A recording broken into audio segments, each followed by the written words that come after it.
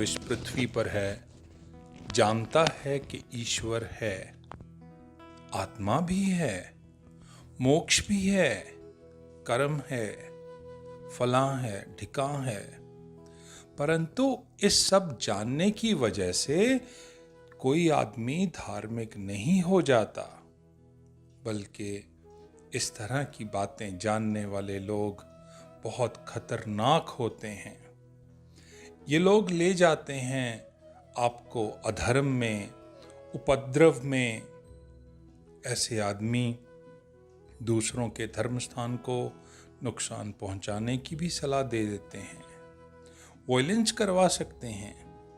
इनका ये जो ज्ञान है वो कोई प्रेम नहीं लाता, इस दुनिया में शांति नहीं लाता, वो लाता है युद्ध, हिंसा, हेट। मैं एक बार किसी स्कूल में गया, वहाँ मास्टर जी मिले। मैंने उनसे पूछा कि मास्टर जी आप इन बच्चों को क्या सिखाते हैं? तो मास्टर जी ने बड़ी छाती ठोकते हुए कहा, हम इन्हें धर्म सिखाते हैं। अगर यकीन ना हो आपको तो खुद ही पूछ लो। मैंने उन बच्चों से पूछा, ईश्वर है? तो सब बच्चों ने हाथ उठा दिया। उनको ये बताया गया था, सिखाया गया था कि जब हम पूछें ईश्वर है तो तुम कहना हाँ है। उन बच्चों को भी पता नहीं कि ईश्वर है या नहीं, लेकिन वो हाथ उठा रहे हैं।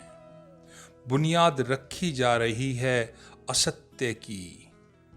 इस असत्य की बुनियाद पर उनके जीवन का भवन खड़ा हो जाएगा। ये बुनियाद बहुत झूठी है और इन बच्चों को भी पता नहीं कि हम इन्हें इतना बड़ा असत्य सिखा रहे हैं।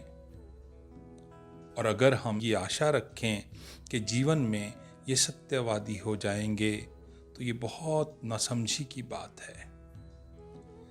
इतना बड़ा असत्य हम उन बच्चों को सिखा रहे हैं जिनको कोई पता नहीं। उनको हम कह रहे हैं ईश्वर है। और बड़ी मजे की बात है, जो कह रहा है, जो सिखा रहा है, उसे भी कुछ पता नहीं। उसे भी किसी ने सिखाया है कि ईश्वर है। मैंने भी मास्टर जी के कान में पूछ लिया, मास्टर जी आपको पता है ईश्वर है? मुझे बोले, मुझे तो नहीं पता, लेकिन हाँ है जरूर, क्योंकि सब कहते हैं। मैंने भी इन बच्चों को सिखा दिया।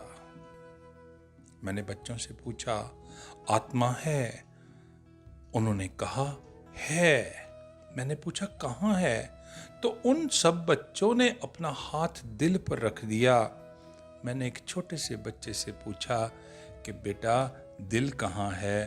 तो उसने मुझे बहुत प्यार से कहा, हमें नहीं बताया गया, हमें जो बताया गया है हम सिर्फ वो बता सकते हैं, जो नहीं बताया गया वो कैसे बता सकते हैं? दिल कहाँ है हमें उसका नहीं पता, लेकिन ये पता है कि आत्मा कहाँ है। आपकी उम्र बढ़ने से, बूढ़े होने से कोई फर्क नहीं पड़ता। बचपन में सिखाई गई आदतें काम करती हैं। आपसे कोई पूछे आत्मा कहाँ है, आप कहेंगे यहाँ है। आपने जाना, जो बचपन से जाना वही हम दोहराते रहते हैं। आपको भी नहीं पता कि आत्मा कहाँ है, लेकिन हाथ उठता है और उठता चला जाता है। ये जो सारी तरकीबें हैं, चालाकियां हैं, ये शिक्षाएं नहीं हैं। आप आत्मा को खोजते भी नहीं,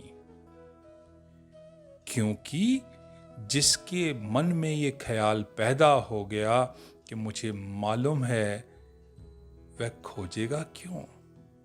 हमारी खोज बंद हो गई। सारी दुनिया में धर्म की खोज बंद हो गई।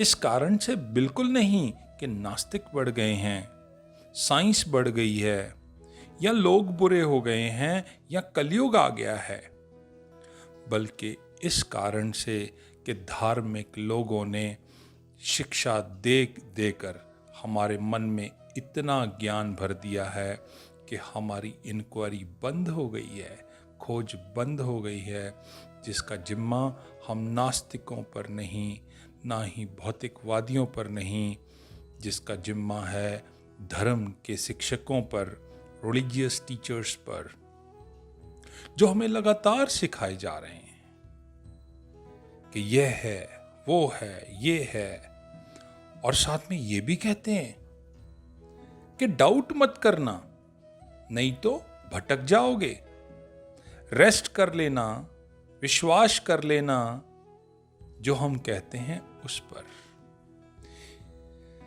ये लोग जो सिखा रहे हैं, ये ज्ञान देने वाले लोग, ये मनुष्य जाति के शत्रु हैं। इन्होंने हमारे हृदय में, हमारे मस्तिष्क में ऐसे थोथे शब्द भर दिए हैं जिनकी हमें कोई प्रतीति नहीं। तब हम एकदम उधार के आदमी हो गए हैं, हमारी कोई आत्मा भी नहीं रही, और होगी कैसे? और हमें सिखाने वालों की आत्मा तो बिल्कुल भी नहीं है। जिनके पास कोई अपना ज्ञान नहीं, उनके पास अपनी कोई आत्मा नहीं, अपना कोई बल नहीं होता, जिसका ज्ञान दूसरों से आता हो, वो आदमी अंदर एकदम सत्वहीन हो जाता है, इम्पोटेंट हो जाता है। अपने आप को धोखा दिया जा सकता है ऐसे ज्ञान से, लेकिन ऐसे ज्ञान से कभी कोई मुक्त नहीं होता, कभी कोई सत्य को नहीं जान पाता। आज मॉडर्नाइजेशन में अधिकतर माँ बाप और शिक्षक, इन सब ने मिलके बच्चों के धार्मिक होने की सारी संभावनाएं बंद कर दी। इससे पहले कि उनके माइंड में इंक्वायरी हो, जिज्ञासा पैदा हो, हमने उनको शब्द पकड़ा दिए और वो शब्दों से तृप्त हो जाते हैं। ये तृप्ति एकदम झूठी है और उस तृप्ति की वजह से खोज बंद हो जाती है, उनकी प्यास समाप्त हो जाती है। क्या करें?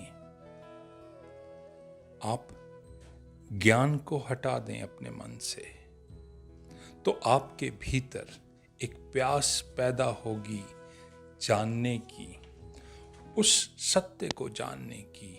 ज्ञान का भ्रम टूट जाएगा तो ज्ञान की यात्रा शुरू होगी, और जो उधार के ज्ञान के खूंटे से बंधे रहते हैं, उनकी यात्रा कभी भी शुरू नहीं होती।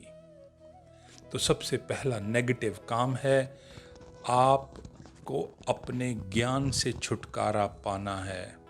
ये बहुत मुश्किल है, क्योंकि अज्ञान से कोई कहे कि छुटकारा पा जाओ तो हमें बड़ी खुशी होती है, हमारे अहंकार को तृप्ति होती है, और ज्ञान के छूटने से तो बड़ी घबराहट होती है, क्योंकि ज्ञान तो हमारा अहंकार है।